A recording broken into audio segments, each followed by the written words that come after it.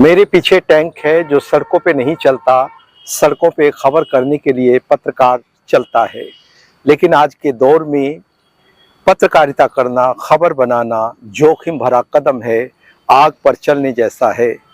सच की राह पर चलना इस दौर में मुश्किल हो चला है। यदि बात करें हम छत्तीसगढ़ के पत्रकार मुकेश चंद्राकर की, तो उनकी निर्मम हत्या हो गई। केवल भारत में ही ऐसा नहीं है, बल्कि सीरिया को आप लीजिए, फिलिस्तीन को लीजिए, इजराइल को लीजिए, तालिबान को लीजिए, तमाम मुल्कों में इसी तरह के हालात बनते जा रहे हैं। इसी पर चर्चा करने के लिए मेरे साथ हैं जनमंच के बहुत ही बेहतरीन पत्रकार उदय, और उदय का सीधा मतलब होता है सूरज। सूरज जो हमें अंधेरों से लड़ना सिखाता है। उदय के जनमंच का जो चैनल है, उसकी यदि आप तमाम वीडियो देखेंगे तो आपको लगेगा कि कहीं ना कहीं उदय प्रकाश स्तंभ की तरह हैं, उनके कदम रोशनी की तरह हैं सच की राह पर। तो उदय हमारे साथ हैं। उदय जी, मुकेश चंद्राकर की जिस तरह से हत्या की गई, एक सड़क के मसले को लेकर जिस तरह से उन्होंने भ्रष्टाचार बड़े पैमाने पर जो हो रहा था वो दिखाया, उसकी सजा उनको मिली कि उनकी निर्मम हत्या हो गई। किस तरह से देखते हैं इस हत्या को, और किस तरह से लोकतंत्र के सामने ये सबसे बड़ा सवाल है, आप क्या महसूस करते हैं? पत्रकार को और पत्रकारिता को लोकतंत्र का चौथा स्तंभ कहा गया है। और वो चौथा स्तंभ इसलिए कहा गया है कि वो सत्ता के जन विरोधी जो फैसले होते हैं उसकी पोल खोलता है। जब सत्ता के जो जन विरोधी कानून होते हैं उनको आम जनता को समझाता है अपनी पत्रकारिता के माध्यम से कि ये बहुत गलत कानून बन रहे हैं, यह सत्ता की गलत कदम है। और फिर जो जनता है, जनता जब आवाज उठाती है तो उस आवाज को वो सत्ता के कानों तक लेके जाता है। ये पत्रकारिता का काम है। लेकिन जब ये कोई ईमानदारी से कोई पत्रकार इस तरीके से काम करता है तो फिर वो मुकेश चंद्राकर बनता है। और मुकेश चंद्राकर मेरा दोस्त रहा है, मेरी उससे बातचीत होती रही है, क्योंकि मुकेश चंद्राकर जहाँ काम कर रहा है, जिस इलाके में वो काम कर रहा है, वो इलाका एक युद्ध क्षेत्र है। और वो युद्ध है भारतीय सत्ता, साम्राज्यवादी कारपोरेट और वहाँ के आदिवासी। आदिवासी जो लगातार जल जंगल जमीन बचाने के लिए लड़ रही हैं कि हमारा जो जल जंगल जमीन, हमारे पहाड़ बचे।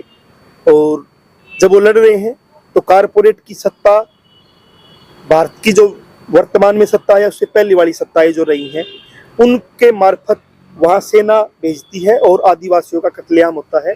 सलवा जुडूम को जब देखोगे तो सैकड़ों गांवों को जला दिया गया था। सलवा जुडूम जब चला, और सलवा जुडूम के बाद गरीनंत है, फिर प्रहार है, कगार है, ऐसी योजनाएं वहाँ लॉन्च की गई जहाँ सेना अर्धसैनिक बलों को वहाँ भेज दिया गया। रोजाना आप खबरें देखोगे कि कभी अर्धसैनिक बल मारे जाते हैं और कभी वहाँ आदिवासी मारे जाते हैं मुठभेड़ में। और वो जो क्षेत्र है, वो क्षेत्र एक लूट का क्षेत्र है कि कैसे ही कारपोरेट वहां से कोयला, लोहा, अबरक, वहां के पेड़, वहां के पहाड़ सब उजाड़ के, और अमेरिका, इंग्लैंड, फ्रांस, जापान, इनकी इकोनॉमी यहाँ के कच्चे माल से चले। जो अंग्रेज भी करते थे कि यहाँ से कच्चा माल लेके गए और वहां से पक्का बेचा। और ये साम्राज्यवाद का जो मॉडल है, इस मॉडल के खिलाफ वहां के आदिवासी लड़ रहे हैं। और मुकेश चंद्राकर जैसे पत्रकार है, वो कोई अकेले नहीं है। वो मुकेश है, युकेश है, और गणेश है, और भी बहुत लोग हैं। एक मिश्रा है, कमल शुक्ला एक पत्रकार है, बहुत से लोग हैं जो वहां लगातार जब भी कोई मुठभेड़ होती है और आदिवासियों का कत्लेआम होता है, 8 आदिवासी मारे गए, 10 आदिवासी मारे गए माओवाद के नाम पे, माओवादी है, वो लोग जंगल के अंदर जाते हैं, वो लोग वहां की रिपोर्टिंग करते हैं जो हमारा नेशनल मीडिया नहीं कर रहा है। इसकी जिम्मेवारी होती थी कि आखिरी पायदान पे खड़े व्यक्ति की दुख तकलीफ वो दिखाए, लेकिन वो नहीं दिखा रहे हैं। तो ये जो मुकेश चंद्राकर है, जो इनके 4-5 दोस्त थे, ये लगातार जंगल के अंदर जाते हैं जहाँ भी मुठभेड़ होती है, उस चीज को दिखाते हैं कि यहाँ कल मुठभेड़ हुई थी, 10 लोग, 5 लोग, जो भी लोग यहाँ मारे गए हैं, इनके परिवार का ये कहना है कि ये माओवादी नहीं थे और इनके पास हथियार नहीं थे, या घर से उठाया गया था। ये सारी चीजें दिखा रहे हैं। तो इसलिए वो सत्ता के भी दुश्मन है। और जब कोई अर्धसैनिक बल वहां मारे जाते हैं तो वो उनको भी दिखाते हैं कि इस प्रकार से ब्लास्ट हुआ है और ये पूरा वो दिखा रहे हैं। इसी के साथ में वहां का एक हमने समझना पड़ेगा कि जो वहां कॉन्ट्रैक्टर जाते हैं सड़क बनाने के लिए या कोई भवन बनाने के लिए, वो कॉन्ट्रैक्ट इस बात पे कि यहाँ माओवादी इलाका है इसलिए खर्च बहुत ज्यादा आएगा, वो अपने उसको बजट को, जो कोई भी टेंडर लिया है उस बजट को अगर वो मान लो 100 करोड़ में पूरा होना है तो उसको माओवादियों के इलाके के नाम पे 800, 700, 900 करोड़ तक उसको लेके जाते हैं कि ज्यादा खर्च आएगा। और यही गोलमेल है। मुकेश ने इसकी पोल खोलनी शुरू की, ये बजट क्यों बढ़ रहा है, तो मुकेश पे झूठा केस लगाया गया गांजे का। मुकेश ने पोल खोलनी शुरू की कि एक रोड बन रहा है, रोड में खस्ता माल लगाया जा रहा है और 50% रोड बना नहीं है, 90% तक की पेमेंट करवा चुके हैं। होना चाहिए कि रोड कंप्लीट हो जाएगा, उसको चेक करेंगे, चेक करने के बाद तो मुकेश दुश्मन बन गया। ऐसे ही कमल शुक्ला के ऊपर लगातार 2 बार हमले हुए, जो वहां का वरिष्ठ पत्रकार है। कमल शुक्ला का तो थाने में पीटा गया और कांग्रेस की सरकार थी, कांग्रेस के गुंडे थे वो लोग, वो थाने में पीटा, आज तक कोई कार्रवाई नहीं। मैं एक और कह रहा हूँ, एक तो ये है मौत कि किसी को मार दिया, उससे मैं अलग बात करना चाहता हूँ कि कमल शुक्ला को पीट दिया, बहुत चोट मार दी, डराया गया। कितने पत्रकार हैं जिनको जेल में डाल दिया गया। रुपेश कुमार है, वही झारखंड से पत्रकार है आदिवासियों के, वो लगातार जो वहां के को सैन्यकरण की तरफ लेके जा रहा है कि लाखों की फोर्स डिप्लॉय कर दी गई है और वो रोजाना आदिवासियों का दमन कर रही है, वो लगातार दिखाते थे रुपेश कुमार, उसको जेल में डाल दिया गया। और यहीं से प्रभात सिंह को जेल में डाला गया, बहुत अच्छे पत्रकार है, मेरे दोस्त रहे हैं, बहुत बार बातें होती रही हैं। वहीं से ये जो है संतोष यादव है, उसको जेल में डाल दिया गया था। ऐसे ही कश्मीर में, ऐसे ही मणिपुर में और जेल में लोगों को डाला गया है। तो ये अपने आप में ही बहुत तमाम इलाकों से इस तरह की तस्वीरें, सवालिया जो है आपके सामने आती हैं। मेरा बुनियादी सवाल ये है कि हम सबकी आवाज बनते हैं इंसाफ के लिए, हमारी आवाज कोई नहीं बनता। हमारी आवाज ना जनता को बनना पड़ेगा और हमारी सुरक्षा भी जनता को करनी पड़ेगी। क्योंकि जब आप कोई खबर चलाते हो ना, अब कुत्ते बिल्ली की खबर दिखाओगे कि ये कुत्ता फलानी नस्ल का है, ये फलानी, तो आपको कोई दुश्मन नहीं बनेगा। और आप ईमानदारी से लोकतंत्र का चौथा स्तंभ बनोगे तो भारत की जो वर्तमान में सत्ता है केंद्र में या राज्यों में जो सत्ता है, उसके दमन के खिलाफ आप बोलोगे, उसकी जो जन विरोधी नीतियां हैं उनके खिलाफ आप बोलोगे। इसी के साथ में जब आपके आसपास में कोई सड़क बन रही है और सड़क में घटिया माल लगाया जा रहा है तो उसके खिलाफ आप बोलोगे, नाली सीवरेज जो भी बना उसके खिलाफ बोलोगे। क्योंकि वो पैसा किसका है? जनता के टैक्स का पैसा है और वो टैक्स का पैसा इसीलिए बनाएगा कि अच्छी सड़क बनेगी, अच्छे साधन चलेंगे, लोग चलेंगे, लेकिन वो 2 दिन बाद में टूट जाती है। जब ये खबर दिखाएंगे तो जिस आदमी ने इसमें भ्रष्टाचार किया वो आपका दुश्मन बन जाएगा। जब वो दुश्मन बन जाएगा तो उससे सुरक्षा कौन करे? सरकार तो करेगी नहीं, क्योंकि सरकार की मिली भगत से तो वो टेंडर चल रहा है। अगर सरकार ही ईमानदार होती तो वो भ्रष्टाचार क्यों करता? वो सड़क 15 दिन में क्यों टूटती? ये काम तो जेई का है, एसडीओ का है, एक्शन का है, यहाँ के विधायक का है, यहाँ की सरकार का है कि अच्छी नाली बने, अच्छी सड़कें बने, उसमें भ्रष्टाचार न हो। तो सरकार का और इन टेंडर लेने वालों ठेकेदारों का या कारपोरेट का गठजोड़ है। जब आप उनकी लूट की कलई खोलोगे तो आप पे हमला करेंगे। तो फिर जिन लोगों के लिए आप ये काम कर रहे हो, आम जनता या भारत का लोकतंत्र, भारत का संविधान, उनकी जिम्मेवारी बनती है कि वो आपके सुरक्षा करें। बहुत बड़ी बात है कि समाज का एक बड़ा हिस्सा जिसकी आवाज हम बनते हैं पत्रकार, समाज का वो हिस्सा यदि पत्रकारों के साथ खड़ा होगा तो फिर पत्रकार भी मजबूती के साथ आपके साथ जो है खड़े होंगे, इसमें दो राय नहीं है।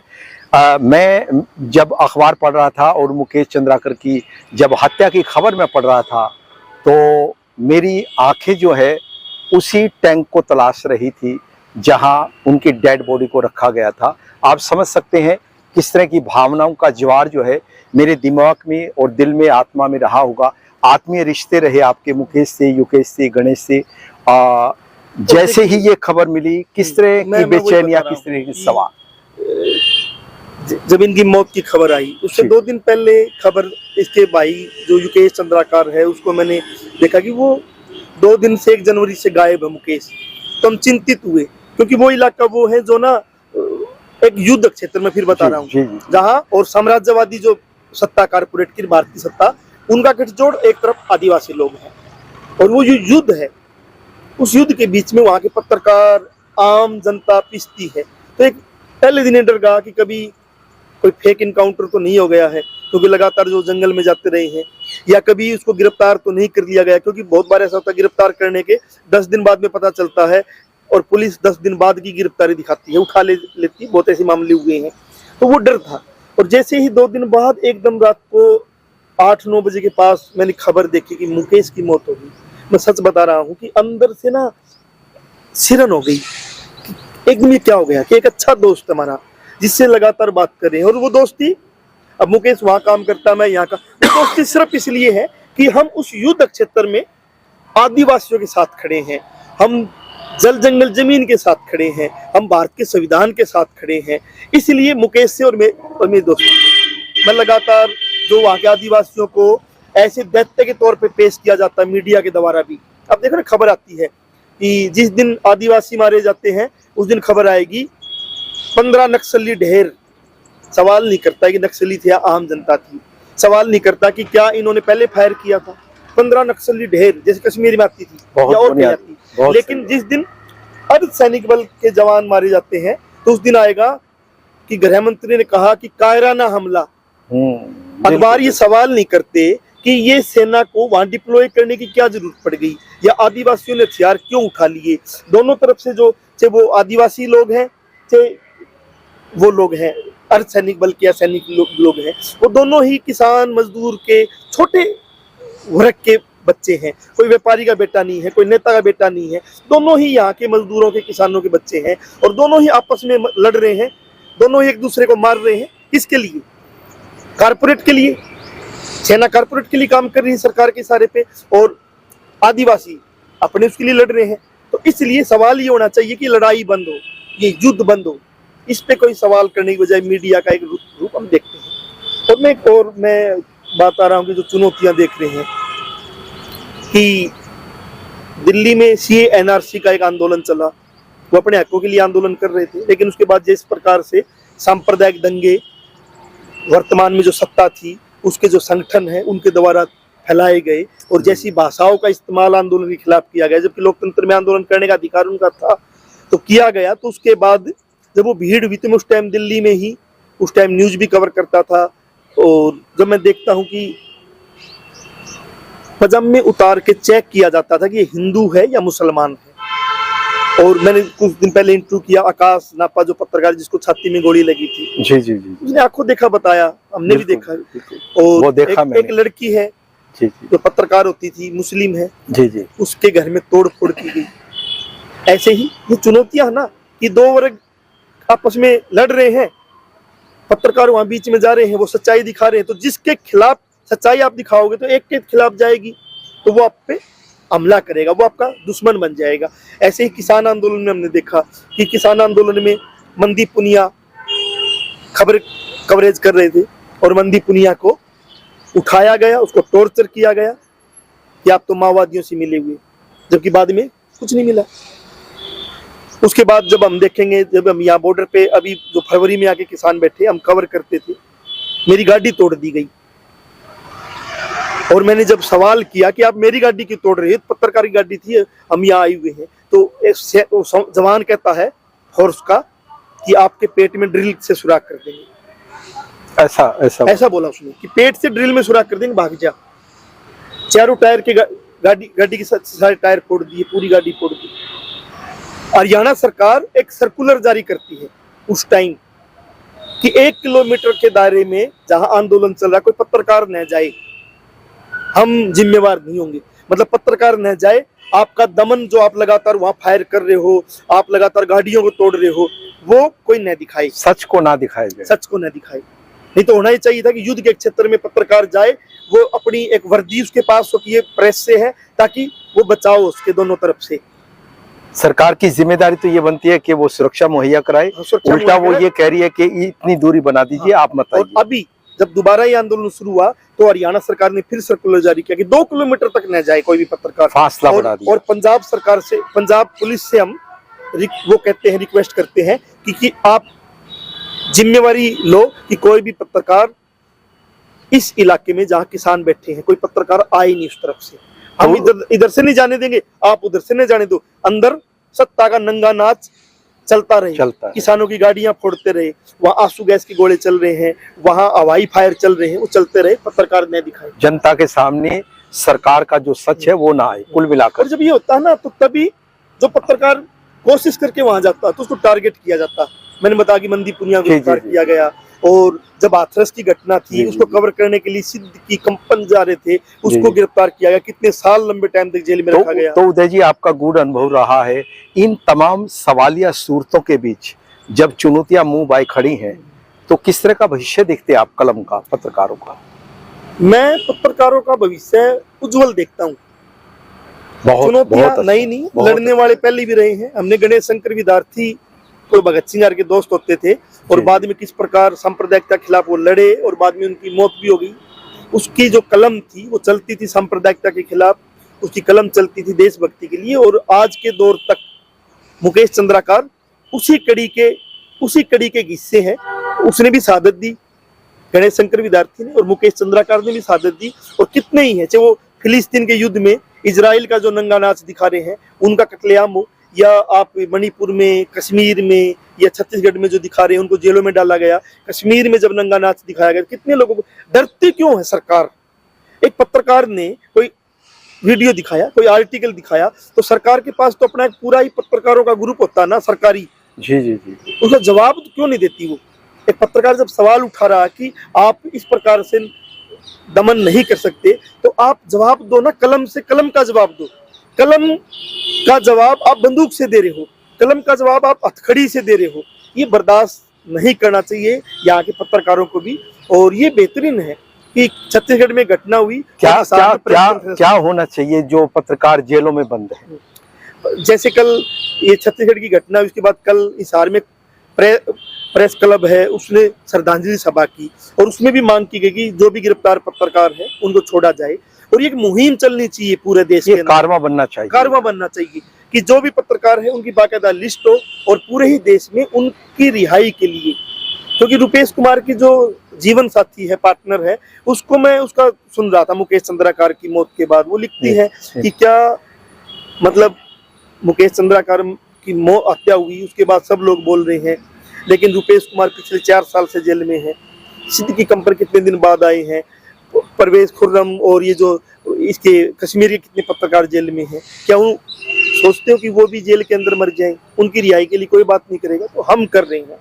जनमंच अपने पुरजोर तरीके से ये कह रहा है कि प्रत्येक उस पत्रकार को रिहा किया जाए जिसको सत्ता ने सिर्फ इसलिए गिरफ्तार किया कि वो जनता की आवाज उठा रहा। उस पर आरोप लगा सकते हो आप देशद्रोह का, क्योंकि आपके पास पावर है, उसके खिलाफ आप कोई भी झूठा आरोप लगा सकते हो। लेकिन देखना चाहिए कि उनकी जो कलम है वो लगातार किन मुद्दों पे लिखती है। जी जी, उदय के जो शब्द हैं वो शिलालेख की तरह हैं, चमकीले हैं, और सचमुच पत्रकार की हत्या करने वाले ये समझ लें कि कलम की मौत कभी नहीं होती।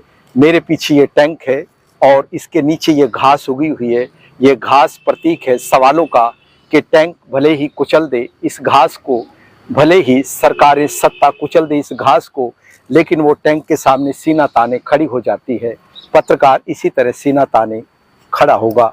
मुकेश सोडी, न्यूज़ लाइन हिंदी। कुछ कह रहे थे आप? मैं ये कह रहा था, ये जो टैंक है ये प्रतीक है दमन का, और हम ये वीडियो यहाँ इसलिए बना रहे हैं कि आपने जो कहा ना, ये टैंक जिसने दमन किया है, इसके नीचे घास जम गई होगी, लेकिन कलम के नीचे कभी घास नहीं जमी। मुकेश चंद्राकर की मौत जाया नहीं जाएगी, वो एक क्रांति लाएगी पत्रकारों के लिए, और वो कलम कभी खत्म नहीं होगी, उसके नीचे घास नहीं जमेगा।